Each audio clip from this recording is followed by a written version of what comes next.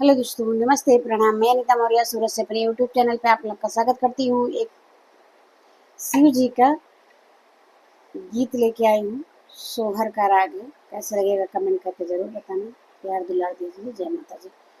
शिव संगे सुतेली से झरियात गौरा रानी पूछेली हो शिवजी कवन बरत हम करी की पिया के उमर बड़ई सिंदूराया मर रहई हो।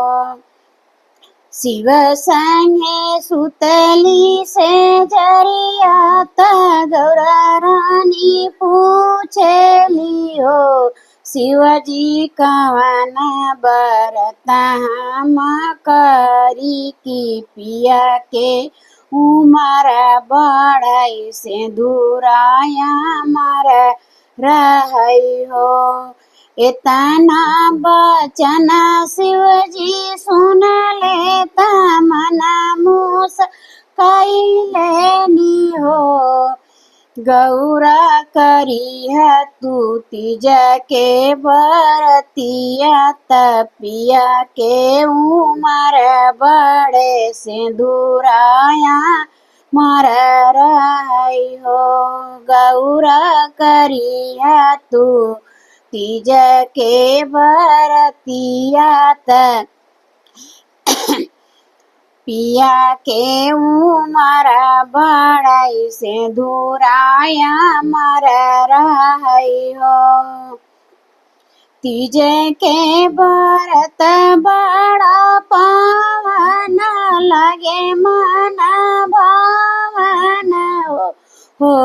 गौरा निर्जल रहिया नीर हर त शिव के पूजई जइया 16 सिंगार की हो।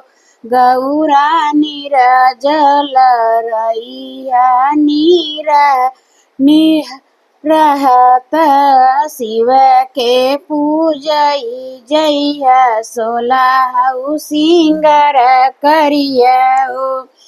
सगरी सुहागिन करई बरतिया तपिया के उमर बढ़ई हो। गौरा जनम जनम रहिया सुहागिनता सिंदूरा अमर रहई हो। गौरा करिया तू तीज के बरतिया तपिया के उमर बढ़ई सिंदूराया मर रहई हो।